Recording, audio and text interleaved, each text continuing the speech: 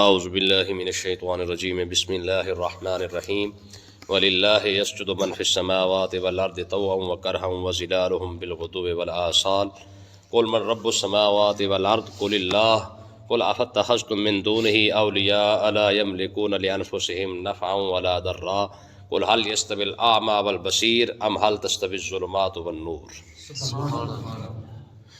سب سے پہلی بات یہ ہے کہ آج کے درس میں سجدے والی آیت پڑھی گئی ہے، تو آپ سب پر بھی سجدہ واجب ہے، اور جو بندہ بھی درس قرآن کو سنے گا ہر اس بندے پر سجدہ تلاوت جو ہے نا واجب ہے۔ تو جیسے درس قرآن سنتا جائے گا، کیونکہ پڑھنے والے پر بھی واجب ہوتا ہے اور سننے والے پر بھی واجب ہوتا ہے، تو ہر بندہ جیسے درس قرآن کو سنے گا اس پر بھی سجدہ تلاوت جو ہے واجب ہو جائے گا۔ تو پچھلے درس کے اندر یہ بات اللہ تعالیٰ نے ارشاد فرمائی تھی کہ اللہ تعالیٰ کی ذات کیسی ذات ہے کہ وہ تو دعائیں قبول کرتا ہے، اور کافروں کا حال کیا ہوتا ہے کہ کافر دعا مانگے بھی صحیح تو اس کی دعا گمراہی کے سوا کچھ بھی نہیں ہوتی ہے۔ اور یہاں پہ بھی اللہ تعالیٰ نے اپنی شان قدرت کو بیان فرمایا ہے۔ پچھلی آیت کے اندر اللہ تعالیٰ نے ارشاد فرمایا تھا کہ یہ جو بجلی چمکتی ہے نا، یہ بجلی کا چمکنا کیا ہے؟ فرمایا تم تو یہ دیکھتے ہو کہ بجلی کڑک رہی ہے جی، اس کی آواز کے اندر بڑی جناب خوف اور ہیبت ہوتی ہے۔ فرمایا حقیقت یہ کہ یہ بجلی کا کڑکنا بھی اللہ کی حمد و ثنا بیان کر رہا ہوتا ہے۔ آگے اللہ تعالیٰ نے پھر ارشاد فرمایا کہ رب کتنی قدرت اور طاقت والا ہے۔ فرمایا وَلِلَّهِ يَسْجُدُ مَن فِي السَّمَاوَاتِ وَالْأَرْضِ، فرمایا کہ آسمان اور زمینوں کے اندر جو کچھ بھی موجود ہے سب اسی کو سجدہ کرتے ہیں۔ اس کائنات کے اندر سوائے انسانوں کے اور جنات کے علاوہ جو کچھ بھی موجود ہے ہر ایک شے اللہ کو مانتی ہے اور اس کو سجدہ کرتی ہے۔ یہ اسی کی ذات کے لیے کمال یہ ہے کہ چاہے وہ ذرہ ہے، چاہے وہ درخت ہے، پتھر ہے، کوئی بھی شے دنیا کے اندر موجود ہے، ہر شے کیا کر رہی ہے؟ اسی کو سجدہ کر رہی ہے۔ اچھا کیسے کر رہی ہے؟ فرمایا طوعا وکرہا، کچھ وہ ہے جو خوشی سے سجدہ کر رہے ہیں اور کچھ وہ ہے جو مجبور ہو کر سجدہ کر رہے ہیں، لیکن سجدہ کرتے پھر بھی اسی کو ہے۔ مطلب کیا ہے اس کا کہ خوشی سے سجدہ کون کرتا ہے اور مجبور ہو کے کون کرتا ہے؟ خوشی سے سجدہ فرشتے اور مومن کرتے ہیں، خوش ہو کر کرتے ہیں، ٹھیک ہے، یہ مومن کی شان ہے۔ یعنی کہ علامہ اقبال نے فرمایا تھا کہ سجود دے کہ از سوز و سرورش وجدارن زمین و آسمارا، فرمایا کہ مومن بندے کی شان یہ ہے کہ جب مومن بندہ زمین میں سجدہ کرتا ہے نا، اپنی پیشانی زمین پہ رکھتا ہے، فرمایا کہ زمین اور آسمان میں ہلچل مچ جاتی ہے کہ کس نے سجدہ کیا ہے۔ ہاں سجدہ اس کو کہتے ہیں، ٹھیک ہے۔ وہ کہتے ہیں نا کہ جو علامہ اقبال کا بلکہ بڑا مشہور شعر تھا کہ وہ ایک سجدہ جسے تو گرا سمجھتا ہے، ہزار سجدے سے دیتا ہے آدمی کو نجات۔ کیا مطلب ہے اس کا؟ جگہ جگہ جھکنے سے بہتر تھا کہ ایک ہی سجدہ رب کو کر لیتا، رب ساری کائنات تیرے قدموں میں جھکا دیتا۔ ہاں اس کی تشریح یہی ہے، ٹھیک ہے۔ وہ ایک سجدہ جسے تو گرا سمجھتا ہے، ہزار سجدے سے دیتا ہے آدمی کو نجات۔ جگہ جگہ جو سجدے کرتا پھرتا ہے، کبھی نوکری کے آگے، کبھی افسر کے آگے، کبھی کسی کے آگے، کبھی کسی کے آگے، یہ سجدہ ہی ہوا رہا، جھکنا۔ سجدے کا مطلب کیا ہوتا ہے کہ اپنی پیشانی زمین پہ رگڑ دینا، ماتھا رگڑ دینا کہ جناب میں کچھ بھی نہیں، سارا کچھ تو ہی ہے۔ علامہ اقبال نے فرمایا تھا جگہ جگہ جو ہے وہ نہ پھر، ایک ہی بارگاہ میں سجدہ کر کے دیکھ، جھک کے دیکھ، رب ساری کائنات تیرے آگے جھکا دے گا۔ پھر کے گلی گلی تباہ ٹھوکرے سب کی کھائے کیوں، دل کو جو عقل دے خدا تیری گلی سے جائے کیوں۔ امام محمد رضا خان نے فرمایا تھا کہ حضور کا دل مال کے بیٹھا ہوتا نا تو رب سارے دروں سے جان چھڑوا دیتا، ٹھیک ہے۔ تو اللہ تعالیٰ نے ارشاد فرمایا طوعا وکرہا، فرمایا کہ اللہ کی ذات وہ ذات ہے جسے ہر ایک شے سجدہ کر رہی ہے۔ کر کیسے رہی ہے؟ طوعا وکرہا، خوشی سے بھی کر رہی ہے، مجبور ہو کر بھی کر رہی ہے۔ مجبور ہو کے سجدہ کون کرتے ہیں؟ منافق اور کافر۔ جب بھی ان پر مشکل وقت آئے گا پھر خدا یاد آ جائے گا، جب مشکل وقت آئے گا تو خدا یاد آ جائے گا۔ کافر بھی مجبور ہو کے مانتے اسی کو ہے۔ اس کی کئی مثالیں قرآن مجید نے بیان فرمائی ہیں۔ فرمایا کہ آپ جب ایسی مثال دیکھ لیں کہ اگر کوئی بندہ کشتی کے اندر موجود ہو اور کشتی اگر بھنور کے اندر پھنس جائے نا تو پھر پتہ ہے کافر بھی ہو نا، کافر پرلے درجے کا، اس کے منہ سے لفظ یہی نکلتا، کہتا اوپر والے اب بچا لے، ٹھیک ہے جی۔ اگرچہ رب کو اوپر والا نہیں کہنا چاہیے، ٹھیک ہے جی، کیونکہ یہ رب کی شیان شان نہیں ہے، اوپر والا رب کو نہیں کہنا چاہیے، ٹھیک ہے۔ تو بہرحال ان کے منہ سے نکلتا یہی ہے کہ اوپر والے آپ بھی بچا لے۔ تو اللہ تعالیٰ نے ارشاد فرمایا کہ منافق کا بھی یہی حال ہے پہلے تو دوسروں کے ترلے خوش آمدید کرتا رہے گا، سارے ہر ایک کے آگے جو ہے وہ سارا کچھ اپنا ان کی خوش آمدید کر کر کے وقت گزارے گا، لیکن جب مشکل پڑ جائے گی نا آئے گا رب بھی یاد۔ ہاں مومن کی شان کیا ہے؟ فرمایا مومن جس مرضی حالت کے اندر ہو وہ ہمیشہ رب کے آگے جھکا رہتا ہے، دکھ آ جائے چاہے سکھ آ جائے، خوشی آئے یا غم آئے، جو مرضی آ جائے، ٹھیک ہے جی۔ آگے اللہ تعالیٰ نے ارشاد فرمایا، دیکھو یار اللہ کی شان کیا ہے، فرمایا وَظِلَالُهُمْ بِالْغُدُوِّ وَالْآصَالِ، فرمایا آسمان اور زمین کے اندر جو کچھ بھی ہے یہ تو اس کے سجدہ کر ہی رہا ہے۔ فرمایا دوسری بات یہ ہے صبح اور شام کے جو سائے ہے نا سائے، فرمایا یہ سائے بھی اسی کو سجدہ کرتے ہیں۔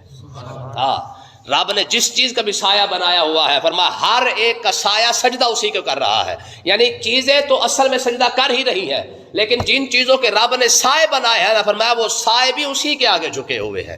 حالانکہ کتنا نفیس چیز ہوتی ہے، کتنی لطیف ترین چیز ہوتی ہے سایہ۔ فرمایا کہ تم نے کبھی دیکھا نہیں ہے، فرمایا جس طرح سورج رب کے آگے جھکا ہوا ہے نا، الشمس والقمر بحسبان والنجم والشجر یسجدان، ٹھیک ہے، میں جس طرح یہ سجدہ کر رہے ہیں ان کے سائے بھی رب کے آگے جھکے ہوئے ہیں، جس طرح درخت سجدہ کر رہا ہے درخت کا سایہ بھی رب ہی کو سجدہ کر رہا ہے۔ میں اسی طریقے سے جتنی بلند و بالا بلڈنگیں بھی ہوگی اگر وہ بلڈنگیں رب کے آگے جھکی ہوئی ہے تو ان کے سائے بھی رب کے آگے جھکے ہوئے ہیں، ٹھیک ہے۔ آگے دیکھیں، میں جانتے ہو رب کون ہے؟ قل من رب السماوات والارض، اے محبوب ذرا آپ ان سے فرمائیں، یہ جو چوڑے ہو کے پھرتے ہیں نا بتوں کے آگے کھڑے ہوئے ہیں، ان سے فرمایا من رب السماوات والارض، مجھے یہ بتاؤ آسمان اور زمین کا پالنے والا ہے کون؟ کون ہے؟ اتنی بڑی کائنات کو ڈسپلن کے ساتھ، طریقے کے ساتھ، منظم انداز کے ساتھ جو چلا رہا ہے کون؟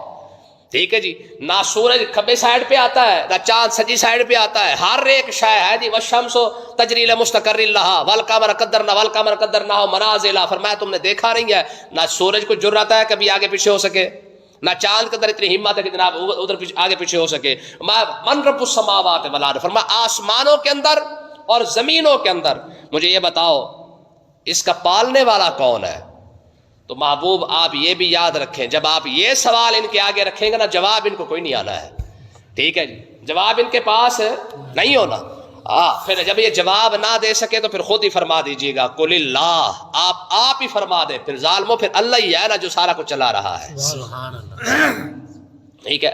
اب مجھے آپ بتائیں جب ہندو کہتا ہے نا جی مطلب میرا بت جو ہے وہ یہ خدا ہے ہمارا، جب اسے پوچھا جا رہا کہ آسمان تیرے بت نے بنایا تو اس کے پاس جواب ہی کوئی نہیں ہے، اسے پتہ بھی اسی کو آپ تو گھڑا ہے، ٹھیک ہے جی، کیسا خدا ہے جس کے اوپر اندھے پھیرتے ہیں، لتر بھی ساتھ مارتے ہیں، ٹھیک ہے جی، اس کا ناک بنا کبھی ناک ٹیڑھا ہو جاتا ہے، کبھی کان ٹیڑھا ہو جاتا ہے، کبھی بازو سیدھا ہو جاتا ہے، کبھی بازو پٹھا ہو جاتا ہے، ٹھیک ہے جی۔ اچھا جب پرانا ہو جاتا ہے اٹھا کے پھینک بھی دیتے ہیں جی، ایسا کمال کا خدا ہے ان کا، جیسے پٹھا ہو یعنی پرانا ہو گیا چلو جی نیا خدا خرید کے لاؤ، ٹھیک ہے۔ ظالم خدا ساری کائنات کو بنا رہا ہے اور چلا رہا ہے، ان کے خدا 20 روپے میں گلیوں میں بک رہے ہوتے ہیں، ٹھیک ہے جی۔ خدا کا لیول چیک کریں ذرا، اچھا لوہے کا ہے تو 20 روپے کا، چاندی کا ہے تو 100 روپے کا، سونے کا ہے تو 5000 کا، کیسے خدا کے ریٹ لگائے ہوئے ہیں، ٹھیک ہے۔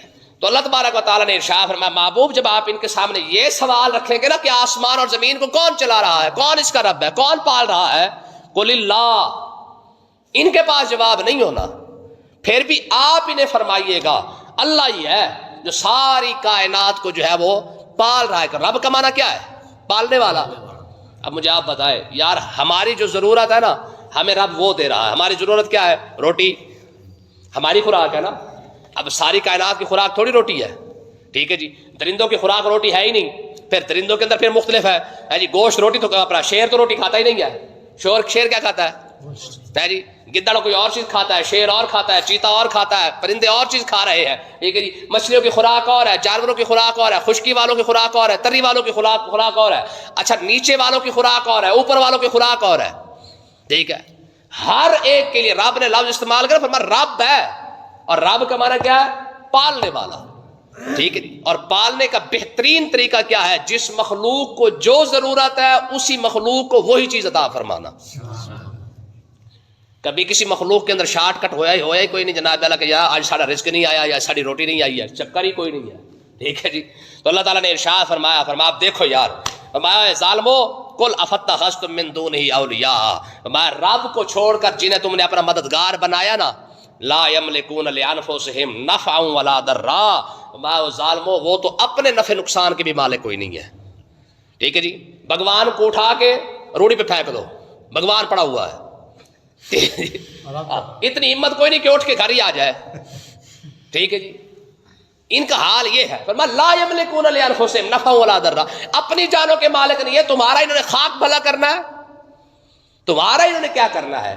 کہنے کا مقصد یہ کہ آپ اندازہ کریں کہ رب نے کس انداز کے ساتھ سمجھایا ہے. اب ذرا دیکھیں رب نے کافر کی اور مسلمان کی مثال کیسے بیان فرمائی ہے. میں کل اے محبوب آپ انہیں فرما دیں حل یستوی الاعمی والبصیر، آپ انہیں فرمائے عقل کے پیدلو یہ بتاؤ ذرا اندھا اور دیکھنے والا بھی کبھی برابر ہو سکتے ہیں؟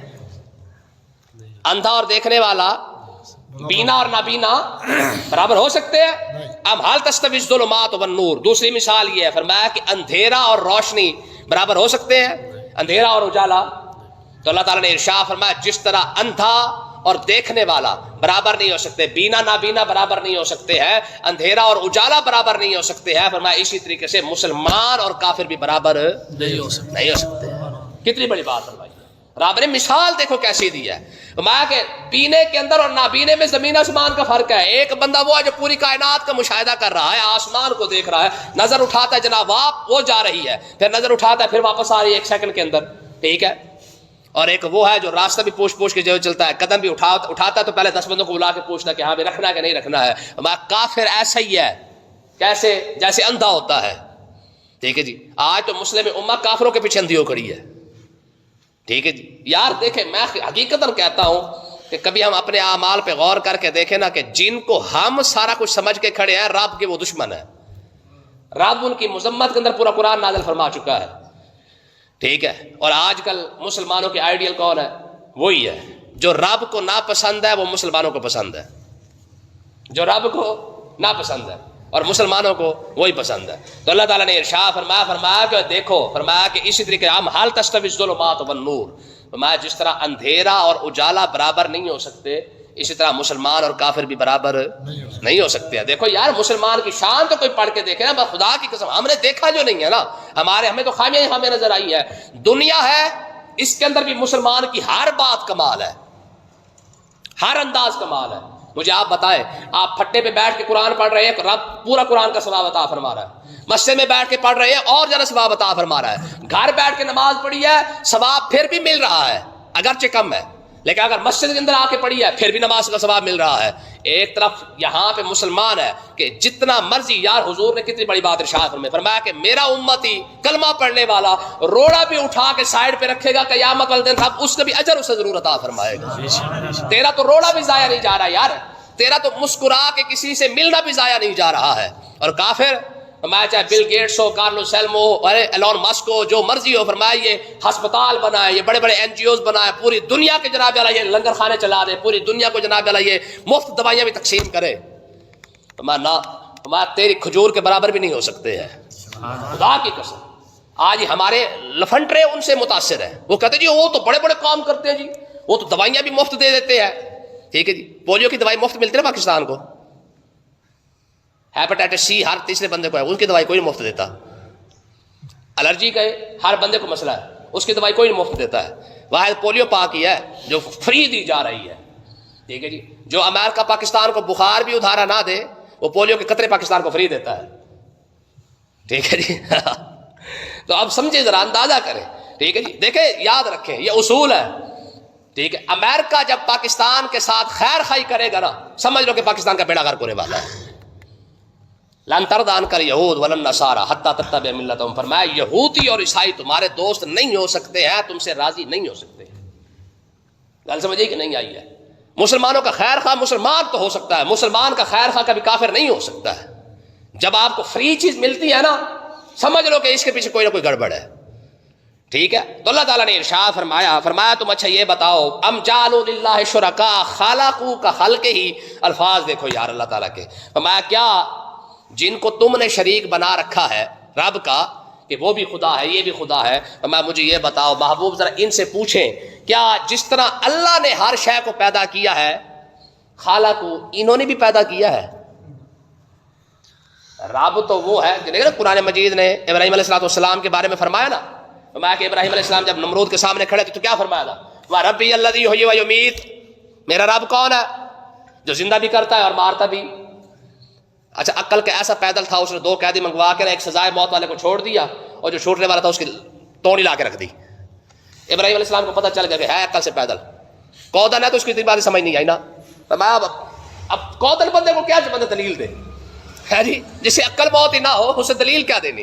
ہاں ابراہیم علیہ السلام نے پھر اگلی سٹ ماری، فرمایا فإن اللہ یاتی بالشمس من المشرق، فرمایا عقل سے پیدل تجھے یہ مسئلہ سمجھ نہیں ہے نا، اور زندہ مردے والا، فإن اللہ یاتی بالشمس من المشرق، فرمایا میرا رب وہ ہے جو سورج کو مشرق سے نکال دیتا ہے، فاتح بیا من المغرب، تو مغرب سے نکال، فبہت اللہ جی کفر۔